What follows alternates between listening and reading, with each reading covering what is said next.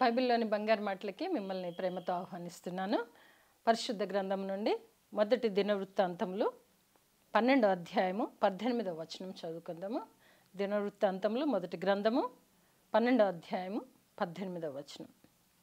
అప్పుడు 30 మందికి అధిపతి అయిన అమాషై ఆత్మవశుడై, దావీదు, మేము నీ వారము, యెషై కుమారుడా, మేము నీ పక్షమున ఉన్నాము, నీకు సమాధానము కలుగునుగాక, సమాధానము కలుగునుగాక, నీ సహకారులనుకును సమాధానము కలుగునుగాక, నీ దేవుడే నీకు సహాయము చేయునని పలకగా, దావీదు వారిని చేర్చుకొని వారిని తన దండునకు అధిపతులుగా చేసెను. ఇక్కడ ఈరోజు మనం తీసుకుంటున్నాము సమాధానము కలుగునుగాక. దావీదు విషయంలో దావీదు సౌలునకు భయపడి దాగి ఉన్న స్థలమునకు కొద్దిమంది బెన్యామీనీయులు వెళ్ళినప్పుడు వారిని చూచి, మరి దావీదు, మీరు శత్రువశమును చేర్చడానికి వచ్చారా, ఒకవేళ సమాధానంగా వచ్చారా, ఒకవేళ శత్రువశమును చేర్చడానికి వచ్చినట్లయితే దేవుడు తగిన శిక్ష మీకు విధించును అనేసి దావీదు ఎదురుగా వెళ్ళి పలుకుతున్నటువంటి మాట.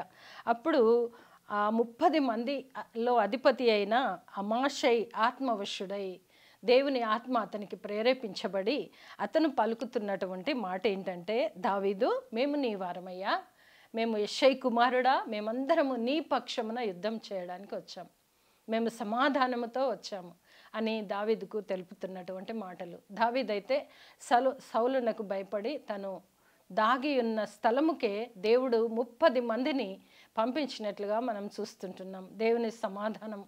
దేవుని సమాధానముతో వారు వెళ్ళినట్టుగా చూస్తుంటున్నాం.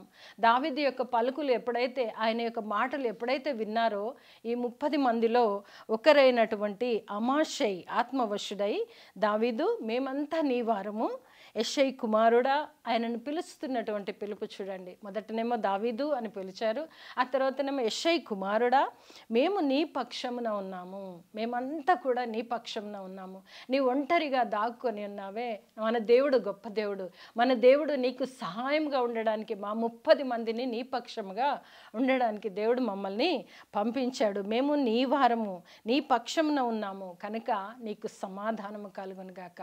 దేవుడు మనం సమాధానముతో ఉన్నప్పుడు, నిస్సహాయ స్థితిలో ఉన్నప్పుడు దేవుడు అనేకులను ఏర్పాటు చేసి మన వద్దకు పంపి సమాధానపరిచే దేవుడు మనకున్నాడు.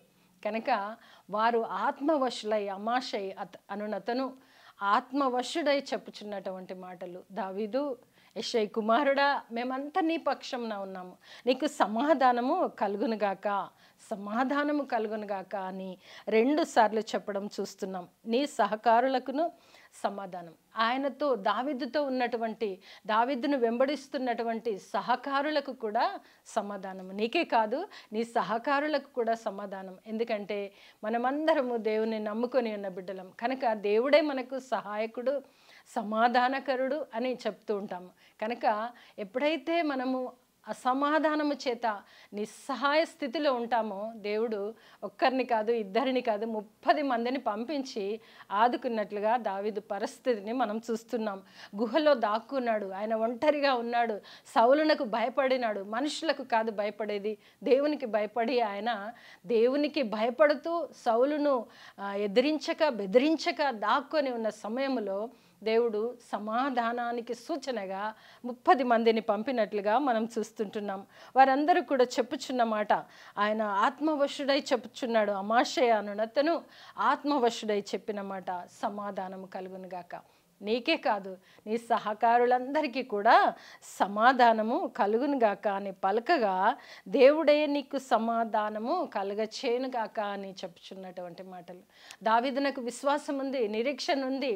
ఒకరికి హాని కలిగించక, తను హానికరుడు కాక, తను దాక్కున్నటువంటి పరిస్థితిలో దేవుడే 30 మందిని అతనికి సహాయకులుగా పంపించి, దేవుని సమాధానము నీకు కలుగునుగాక అని చెప్పడము మనం చూస్తుంటున్నాం. కనుక వాక్యం చదువుతున్నప్పుడు మన పరిస్థితి అలా ఉన్నప్పుడు మనం కూడా ఇలాంటి దైవ వాక్యములో ఉన్నటువంటి ఆ వాక్యాన్ని ధ్యానిస్తే మన హృదయము ఊరట కలుగుతుంది, విశ్వాసము చేకూరుతుంది, మనకు కూడా సమాధానము దొరుకుతుంది. కనుక నీవు నేను కూడా మనము గ్రహించాల్సిన విషయం ఏంటంటే యేసుక్రీస్తు ప్రభుల వారి పుట్టుకలోనే మనకు సమాధానము దొరికినట్లుగా కూడా చూస్తాం. ఎందుకంటే లూకా సువార్త 2:14 చూస్తే, లూకా సువార్త 2:14, సర్వోన్నతమైన స్థలములలో దేవునికి మహిమయు ఆయనకిష్టులైన మనుషులకు భూమి మీద సమాధానము కలుగునుగాక. దేవునికి ఇష్టడైన మనుషుడు దావీదున్నాడు. దావీదునకు సమాధానము, సహకారము అన్ని విధములుగా ఆయనకు సహాయపడడానికి దేవుడు 30 మందిని పంపించాడు. మరి ఈరోజు నీకు నాకు కూడా అలాగే పంపించే దేవుడు. ఎందుకంటే దేవుని జన్మములోనే సమాధాన సూచనగా దేవదూతలు ఆలపిస్తూ పరమునకు వెళ్ళిన సంఘటన మనం చూస్తుంటున్నాం. అందుకే లూకా సువార్త 2:14 సర్వోన్నతమైన స్థలములలో దేవునికి మహిమయు ఆయనకిష్టులైన మనుషులకు భూమి మీద సమాధానము కలుగునుగాక. మరి ఈ దినమున మనందరికీ కూడా సమాధానము దేవుడు అందించాడు. కానీ ఆ సమాధానము చేత ఉన్నామా? సమాధానం చేత ఉన్నామా? దేవుడు అందించినది పొందుకుంటున్నామా? పోగొట్టుకుంటున్నామా? ఒకసారి మనం ఆలోచించాలి. భయంకరమైన స్థితిలో ఉన్న దావీదును ఆదుకున్న దేవుడు అలనాడే కాదు, ఈరోజు వరకు నిన్ను నన్ను ఆదుకుంటున్నాడు. ఆయనకి ఇష్టలైన మనుషులుగా ఉంటున్నామా లేదా అనేది మనల్ని మనము పరీక్షించుకోవాలి. ఎందుకంటే ప్రవక్తల ప్రవచనం కూడా మనం చూసాము. యెషయా గ్రంథము 9వ అధ్యాయము 6వ వచనంలో చూస్తే, దేవుడిని పుట్టుకకు ముందుగానే ప్రవక్తలు ప్రవచించినది ఏంటి అంటే 9వ అధ్యాయము 6వ వచనము చివరి భాగం చదువుతున్నాను. ఆశ్చర్యకరుడు, ఆలోచనకర్త, బలవంతుడైన దేవుడు, నిత్యుడగు తండ్రి, సమాధానకర్తయగు అధిపతి అని అతనికి పేరు. ఆయన పుట్టక మునిపే, కొన్ని సంవత్సరాల మునిపే ప్రవక్త ద్వారా బయలుపరచబడినటువంటి మాట సమాధానకర్త. మన దేవుడు సమాధానకర్త, సమాధానము చేకూర్చు కర్త, ఇంకా ఆయన కర్త. కనుక ఆయన పుట్టక ముందే సమాధానకర్తగా అని నిరూపించబడింది. ఆయన పుట్టుకలో దేవదూతల యొక్క గానములు ఆలపించడం చూసాము. ఆయనకి ఇష్టలైన మనుషులకు భూమి మీద సమాధానము కలుగునుగాక అని ఆలపించడం చూసాము. అలాగే చూస్తే దావీదు ఒంటరిగా ఉన్నప్పుడు, భయాందోళనల చేత భయపడి పారిపోయి దాక్కున్న సమయంలో బెన్యామీనీయులలో కొద్దిమంది మరి దావీదు పక్షమున వెళ్ళుటకు దేవుడు వారిని ప్రోత్సహించాడు. వారు 30 మంది, కొద్దిమంది అంటే 30 మంది వెళ్ళి ఆయనకి సమాధానము కలుగునుగా కానీ సమాధానాన్ని ప్రకటించి ఆయనతో పాటు ఉండి యుద్ధం చేయడానికి సిద్ధపడినారు.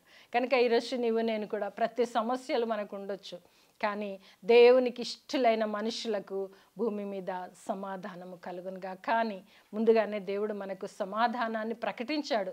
ఆ సమాధానాన్ని ప్రకటించిన విధముగా మనము ఆయనకి ఇష్టలమైండి దేవుని సమాధానాన్ని మనం పొందుకోవాలి. ఈరోజు బైబిల్లోని బంగారు మాట దేవుని సమాధానం.